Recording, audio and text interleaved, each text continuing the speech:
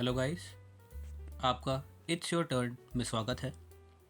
आज का हमारा वीडियो लॉजिकल रीजनिंग के एक टॉपिक ब्लड रिलेशंस पर होगा। ये टॉपिक एक बहुत ही फन टॉपिक है पढ़ने के लिए, क्योंकि ये टॉपिक रोज़मर्रा की ज़िंदगी में भी हम लोग काफ़ी यूज़ करते रहते हैं। ठीक है, सीधे ही हम एक पहले क्वेश्चन पे पढ़ते हैं। ठीक, पहला question, pointing to a lady in the photograph, Seema said, her father's son is the son-in-law of my mother. How is Seema related to that lady? इन क्वेश्चनों को करते वक्त ये ध्यान रहना चाहिए कि हम जो भी यहाँ पे पढ़ रहे हैं उसको हम बहुत ही बारीकी से पढ़ रहे हैं, क्योंकि इस क्वेश्चन में पंक्चुएशन मार्क, कॉमा, इन सारी चीज़ों का भी बहुत बड़ा रोल होता है। ठीक है, इस क्वेश्चन को करने के लिए हमें ये समझना पड़ेगा कि यहाँ पे कितने सारे फैक्टर्स इन्वॉल्व हैं, कितने सारे लोग इन्वॉल्व हैं। ठीक है, हमें उन सबको डायग्रामेटिकली या तो पेन पेपर पे बनाना पड़ेगा या फिर उसे दिमाग में ही बनाना पड़ेगा। जिसमें भी आपको कंफर्टेबल महसूस हो आप उस चीज़ का इस्तेमाल करिए। मैं यहाँ पर इस क्वेश्चन को एक डायग्राम की मदद से समझाने की कोशिश करूँगा। ठीक है, तो सबसे पहले मैं यहाँ पर ये समझने की कोशिश करता हूँ कि यहाँ पे कितने कैरेक्टर्स की बात कही गई है। यहाँ पर पहले तो दो कैरेक्टर हैं, एक वो लेडी जो फोटोग्राफ में है और दूसरा सीमा। ठीक है, अब हम डायग्राम बनाने की कोशिश करते हैं। पहली है वो लेडी, दूसरी है सीमा। ठीक है, यहाँ पे मैंने एल से लेडी को रिप्रेजेंट करने की कोशिश करी है, जो कि एक फोटोग्राफ के अंदर है, दूसरी है सीमा। ठीक है, अब यहाँ पर मैं ध्यान देता हूँ कि सेंटेंस में क्या लिखा गया है। सेंटेंस में लिखा गया है her son's father is the son in law of my mother. इसका मतलब है हर यहाँ पे किसकी बात कर रहे हैं, उस लेडी की बात कर रहे हैं, क्योंकि उसको पॉइंट आउट किया गया है। ठीक है, लेडी के सन को हम यहाँ पे एक चीज़ का और ध्यान रखेंगे कि जब भी हम जनरेशन्स की बात करेंगे, हम इस चीज़ कन्फ्यूजन से बचने के लिए हम जनरेशन्स को अलग अलग करके बनाएंगे। ठीक है, जैसे जो सबसे बड़ी जनरेशन होगी, जैसे दादाजी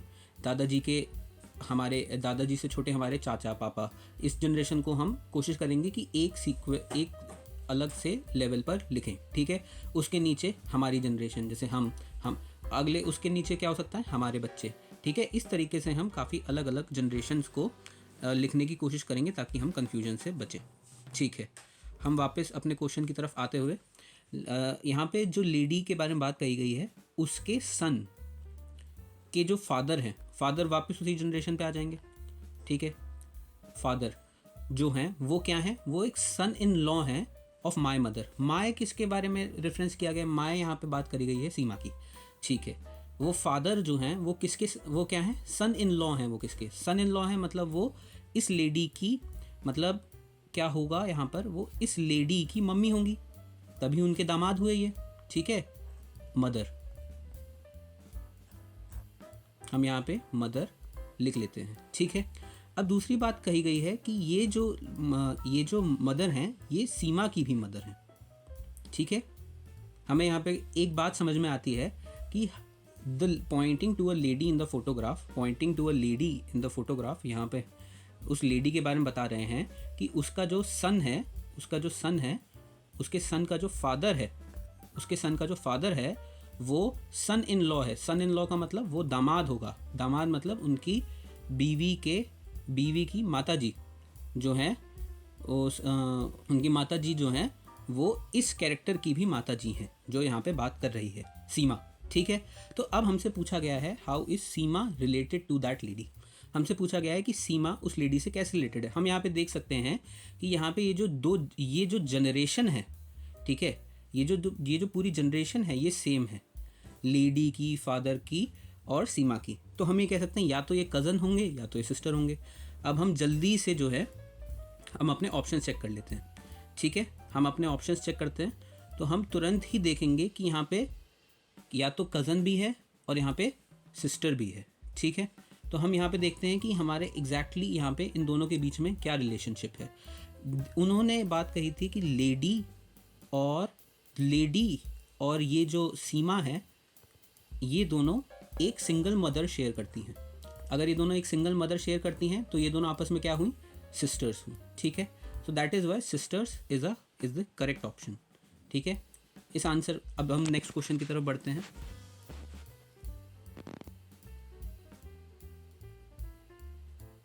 चलिए अब हम लोग नेक्स्ट क्वेश्चन की तरफ बढ़ते हैं। Question number 2, Ravindra said my mother is the sister of Pramod's brother, how is Pramod related to Ravindra. अब यहाँ पर इस क्वेश्चन में जैसा कि हम देख सकते हैं दो कैरेक्टरों की बात हो रही है, एक है रविंद्र और एक है प्रमोद। ठीक है, अब इस क्वेश्चन को हम और थोड़ा बारीकी से समझने की कोशिश करते हैं। ठीक है, इस क्वेश्चन को जब हम ध्यान से पढ़ते हैं, हम यहाँ पे देखते हैं रविंद्र कह रहा है माय मदर, तो रविंद्र की मदर, एक जनरेशन हम ऊपर आए, मदर हमने यहाँ पे लिखा is the sister of Pramod's brother. ये जो मदर के बारे में बताया जा रहा है कि मदर क्या है, अपने आप में वो एक सिस्टर हैं। किसकी सिस्टर हैं? वो प्रमोद के ब्रदर की सिस्टर हैं। ठीक है, तो यहाँ पे हमने ब्रदर लिख लिया और यहाँ पे हमने प्रमोद लिख लिया। हम यहाँ पे देख सकते हैं कि प्रमोद, ब्रदर और ये मदर जिनकी बात करी गई है वो सब सेम जनरेशन के हैं, बस रविंद्र को छोड़ के। रविंद्र एक नीचे जनरेशन के हैं, रविंद्र मतलब इन सबसे छोटे होंगे रिश्ते में। तो हम ये कह सकते हैं, हम यहाँ पे साफ तौर पे देख सकते हैं कि रविंद्र की मम्मी के भाई हैं प्रमोद। तो रविंद्र और प्रमोद के बीच में भाई मैटरनल अंकल यानी कि मामा का रिश्ता हुआ।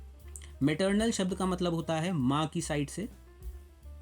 ठीक है, माँ की साइड से। तो हम ये और पैटर्नल का मतलब होता है पिता की साइड से। ठीक है, तो मैटरनल अंकल मतलब मम्मी के भाई, अंकल मतलब जैसे हमारे चाचा या मामा, अंग्रेजी में हम लोग मामा और चाचा दोनों को ही अंकल बोलते हैं। इवन हम ताऊ जी को भी अंकल ही बोलते हैं इंग्लिश में। ठीक है, तो हमने यहाँ पे इस क्वेश्चन को सॉल्व कर लिया है। इसका आंसर है मैटरनल अंकल। नेक्स्ट क्वेश्चन की ओर हम बढ़ते हैं। नेक्स्ट क्वेश्चन कह रहा है how is my father's sister's son related to me. इस क्वेश्चन में डायरेक्टली एक सेंटेंस दिया हुआ है, इसका हम बहुत आसानी से डायग्राम बना सकते हैं। हाउ इज़, यहाँ पे मैं मी बना लेता हूँ, मी, माई फादर्स, एक जनरेशन ऊपर जाता हूँ, फादर्स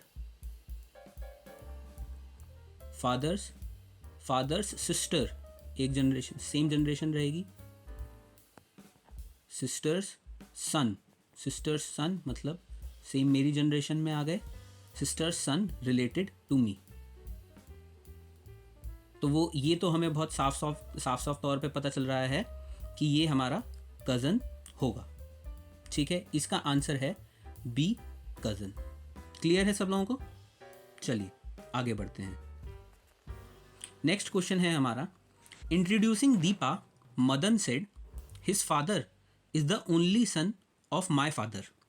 ठीक है, how was Madan related to Deepa. हम इसका डायग्राम बनाते हैं। दीपा यहाँ और मदन, यहाँ पे दो कैरेक्टर हैं, दीपा और मदन। ठीक है, दीपा और मदन के बारे में बात करते हैं। दीपा के लिए हिज शब्द का इस्तेमाल किया गया है। हिज शब्द का मतलब यहाँ पे क्वेश्चन बनाने वाला आपको ज़रूर कंफ्यूज कर सकता है। हो सकता है दीपा लड़कियों का ज़्यादा नाम हो, बट क्वेश्चन बनाने वाले ने अगर इसे हिज करके लिखा है, क्योंकि हम दीपा को इंट्रोड्यूस करने की बात कर रहे हैं, तो यहाँ पे हिज जो है वो दीपा के लिए लिखा हुआ है, तो इसलिए दीपा एक मेल हुआ। ठीक है, इस चीज़ में क्वेश्चन बनाने वाला हमें कभी भी कंफ्यूज कर सकता है। अगर उसने हिज दे रखा है, इसका मतलब है कि वो मेल ही है। ठीक है, इस क्वेश्चन के में आगे बढ़ते हुए, his father is the only son of my father. Deepa के जो फादर हैं, एक जनरेशन हम ऊपर आए, father is the only son of my father, is the only son of my father. His father मतलब दीपा के जो फादर हैं, इज़ द ओनली सन, वो किसके ओनली सन है? एक और जनरेशन हमें ऊपर जाना पड़ेगा, वो भी किसी के सन हैं। ये हो गए फादर ऑफ किसके? ये मदन बोल रहा है ओनली सन। ओनली सन का मतलब यहाँ पे मदन बोल रहा है कि मदन के जो फादर हैं, ठीक है, मदन के जो फादर हैं उनका ओनली सन वो दीपा का फादर है। ठीक है, यहाँ पर ये क्वेश्चन हमें कंफ्यूज करना चाह रहा है दो पहलुओं पर। यहाँ पर सबसे पहले ये तो दीपा को हिज बोलता है, और दूसरी चीज़ यहाँ पर ये भी बोलना चाह रहा है कि only son of my father है। ओनली सन से क्या मतलब है? ओनली सन से यहाँ पर ये मतलब है या तो मदन और फादर एक ही हैं, या तो यहाँ पर मदन झूठ बोल रहा है। हमारे पास पहला वाला केस बिल्कुल सही है कि भाई मदन और फादर हो सकता है कि बिल्कुल एक ही आदमी हो। ठीक है, तो हम इसी हिसाब से अपने क्वेश्चन को करेंगे कि मदन और दीपा के बीच में क्या रिलेशन होगा। Madan is the father of Deepa. ये सेंटेंस बनाना भी बहुत ज़रूरी है क्योंकि यहाँ पे दो ऑप्शन दिए हुए हैं, एक है फादर एक है सन। ठीक है, तो दोनों में फादर और सन का रिलेशनशिप है। तो हमें आंसर में सी लगाना है कि डी लगाना है, इसलिए हमें how was Madan related to father, इसका एक पूरा सेंटेंस बनाना पड़ेगा कि Madan is the father of Deepa. Clear है ये क्वेश्चन? इसलिए इस पूरी चीज़ का आंसर हो जाएगा क्या? इस पूरी चीज़ का आंसर हो जाएगा फादर। ठीक है, डी फादर इस चीज़ का आंसर है। चलिए नेक्स्ट क्वेश्चन की तरफ बढ़ते हुए हम आते हैं क्वेश्चन नंबर 5 पर। How is Sushma's daughter in law's son related to Sushma's husband. यहाँ पे क्वेश्चन में बहुत सारे अपॉस्ट्रोफीज हैं। Sushma's daughter in law, law's son related to Sushma's husband. एक बार इसका डायग्राम बनाने की कोशिश करते हैं। ये हो गया सुषमा, सुषमा की डॉटर इन लॉ कौन होगी? सुषमा के बेटे की वाइफ, सुषमा के सन की वाइफ जो है उनका भी एक बेटा है। सन is related to Sushma's husband. ये जो सन है वो सुषमा के हस्बैंड से कैसे रिलेटेड है? अब यहाँ की सुषमा का हस्बैंड बनाया जाता है। सुषमा के हस्बैंड से हम डायरेक्टली देख सकते हैं कि 2 लेवल नीचे है हमारा, हमें जिनको चाहिए। तो ये साफ तौर पे सुषमा के हस्बैंड जो हैं वो इसके दादाजी लगे, इसके पापा ये हुए और इसके दादाजी ये हुए। ठीक है, तो हम डायरेक्टली आंसर कह सकते हैं कि इसका आंसर है B, grandson. Is that clear? चलिए आगे बढ़ते हैं। नेक्स्ट क्वेश्चन की तरफ हम आते हैं। हम यहाँ पे क्वेश्चन को पढ़ने की कोशिश करते हैं। If X is the brother of son of Y's son then how is X related to Y. ठीक है, इस क्वेश्चन को पढ़ते ही हमें 2 कैरेक्टर पता चल जाते हैं, एक है हमारा एक्स और दूसरा है हमारा वाई। ठीक है, अब इस क्वेश्चन में हमें या तो हम एक्स से अप्रोच कर सकते हैं या हम वाई से अप्रोच कर सकते हैं। ठीक है, हम यहाँ पे इस क्वेश्चन को देखते हैं। If X is the brother of, X क्या है? ब्रदर है किसका? Y's son of Y's son. ठीक है, son of Y's son. Son of Y कौन होगा? वाई का सन का सन। ये जो सन है ये एक्स जो है इसका ब्रदर है। तो यहाँ पे हम क्या, तो यहाँ पे हमसे पूछा जा रहा है वाई और एक्स के बीच में क्या रिलेशन होगा। हम यहाँ पे देख सकते हैं कि वाई जो है वो 1 जनरेशन 2 जनरेशन ऊपर है।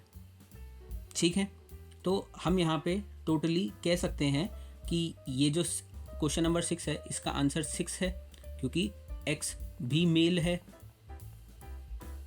ठीक है, एक्स जो है वो ग्रैंडसन है, इसलिए हम ये श्योरिटी से कह सकते हैं कि हमारा आंसर जो है वो है सी, ग्रैंडसन। ठीक है, C, grandson. Next question is a boy goes to see a movie and finds a man who is his relative.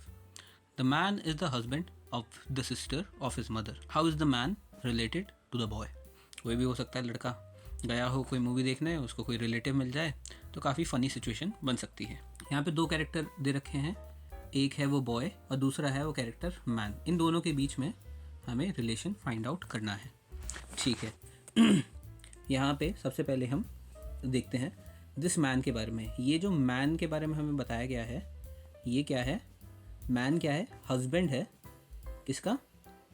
Man क्या है? ये हस्बैंड है किसका? Of the sister of his mother. Man क्या है? ये हस्बैंड है, इसकी जो वाइफ है वो क्या है? वो सिस्टर है किसकी? उसकी मदर की। ठीक है, of his mother. His mother मतलब बॉय की बात कर रहे हैं यहाँ पे। ठीक है, यहाँ पे एक बार दोबारा चेक कर लेते हैं। This man is the husband of the sister of his mother. ये किसका हस्बैंड है? मदर की सिस्टर का। ठीक है, ठीक है, तो कुल मिलाकर के क्या हुआ? बॉय की मम्मी की बहन के पति हैं ये, तो बेसिकली मौसा जी हुए। ठीक है, मौसा जी के लिए इंग्लिश में भी एक ही शब्द होता है, वो है बी अंकल। ठीक है। How is the man related to the boy, इसमें दो चीज़ हो सकती हैं, या तो नेफ्यू या तो अंकल। तो हम उल्टा आंसर ना लगा दें, तो इसके लिए हमें ये देखना पड़ेगा man is the uncle to the boy, ये हमारा आंसर हो जाएगा। दैट इज़ वाई हमारा जो आंसर होगा वो क्या होगा, मैन इज़ अंकल। ठीक है, अंकल को टिक करते हुए हम आगे बढ़ते हैं। ठीक है, नेक्स्ट क्वेश्चन की तरफ बढ़ते हैं हम लोग। Question number 8, a man said to a lady, your mother's husband's sister is my aunt. यहाँ पे देखिए ये क्वेश्चन इंटरेस्टिंग है, क्यों? क्योंकि यहाँ पे 2 बार अपॉस्ट्रोफी एस लगा है, your mother's husband's sister is my aunt. ठीक है, इस क्वेश्चन का डायग्राम बनाने की कोशिश करते हैं। अ मैन, यहाँ पे 2 कैरेक्टर हैं, फिर से मैन और लेडी। ठीक है, तो योर मदर, ये योर किसकी बात कर रहे हैं, लेडी की बात कर रहे हैं। इस लेडी की मदर जो है ये मैन है, ताकि कंफ्यूजन ना हो, और ये मदर है। ठीक है, मदर्स हस्बैंड, इसके मदर के हस्बैंड जो हुए वो लेडी के फादर हुए। ठीक है, हस्बैंड्स सिस्टर, हस्बैंड्स की क्या हुई, सिस्टर जो है वो क्या हुई, इस मैन की आंट हुई। क्या है, इस माय कौन है, मैन, क्योंकि मैन ही कह रहा है। ठीक है, मैन इज़ द स्पीकर, तो ये हमारा यहाँ पर हमारा आएगा मैन। ठीक है, हम यहाँ पे, अब हमसे पूछा गया है लेडी और मैन के बीच में क्या रिलेशन है, तो हम देख सकते हैं कि लेडी और मैन जो है वो एक ही लेवल पर हैं, और ये बोला जा रहा है कि ये जो मैन की जो सिस्टर है, ये जो हस्बैंड की जो सिस्टर है वो मैन की आंटी हुई। आंट बुआ भी हो सकती है, मौसी भी हो सकती है। ठीक है, यहाँ पे इन्होंने हमें कोई क्लैरिफाई नहीं किया है, इंग्लिश में ऐसा ही होता है। तो अभी हम यहाँ पर 2 चीज़ें देख सकते हैं, ये या तो ये लेडी और ये मैन आपस में कज़न्स भी हो सकते हैं, क्योंकि ये दोनों सिमिलर लेवल पर हैं, और दूसरा ये लोग ब्रदर सिस्टर भी हो सकते हैं। ठीक है, तो यहाँ पर हम देखते हैं कि हमसे क्वेश्चन में क्या पूछा गया है, how is the lady related to the man. इस क्वेश्चन का आंसर करने के लिए हमें ऑप्शंस में कज़न कहीं पर भी गिवन नहीं है, तो हम जाएंगे सिस्टर के साथ। ठीक है, ओके, इज दैट क्लियर?